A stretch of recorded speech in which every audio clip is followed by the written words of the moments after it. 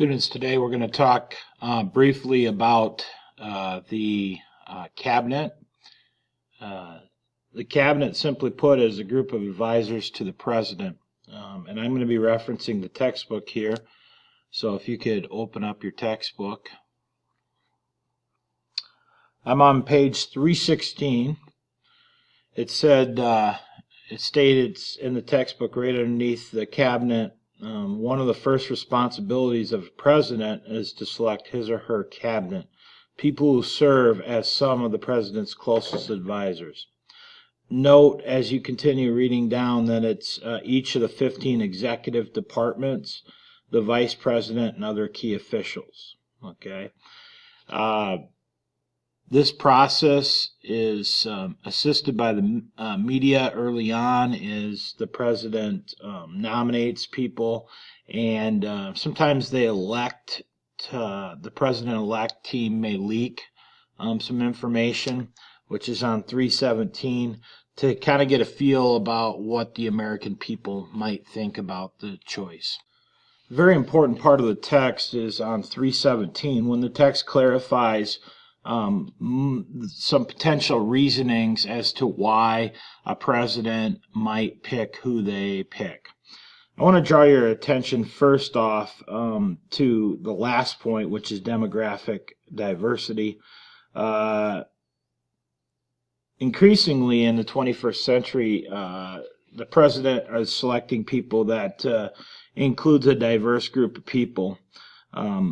Both racial and ethnic, but also geographic in location around the country. This is done intentionally to A, connect more to the people in that area, but B, to drum up support for a re-election, etc. I think the other ones are particularly important as well. I think you would understand that to be Agricultural Secretary of the United States, you need to have experience in the agricultural department. Therefore, that experience in a particular policy area is essential.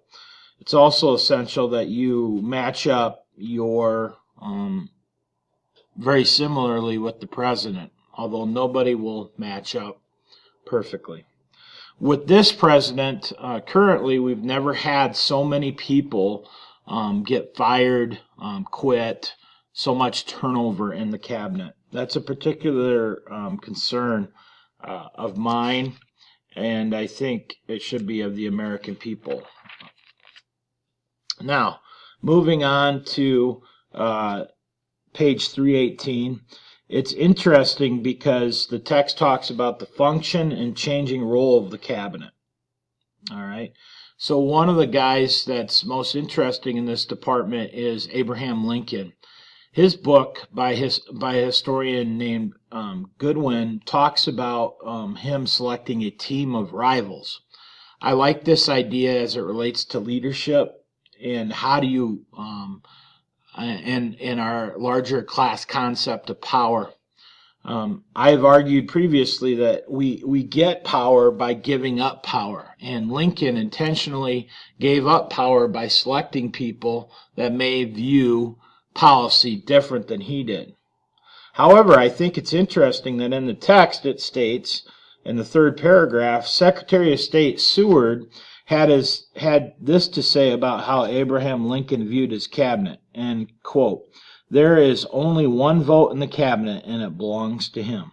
So the point the text is trying to get at is presidents can, to various degrees, listen to the cabinet, but at the end of the day, the president ultimately is on the hook for the decision and ultimately makes the decision based off of what his or her,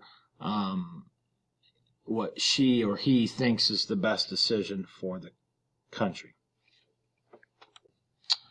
Students, I want you to do two tasks here at the end of this quick lesson on cabinets. One is, I want you to explore the question of what is executive privilege.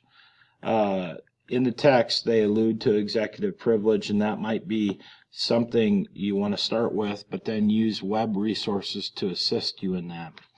Secondly, I want you to turn to page 325 and a little bit on to 326, but I want you to read the introductory paragraphs on cabinet departments and highlight 2 to 3 important facts about cabinet departments based off the text from 325 and 326.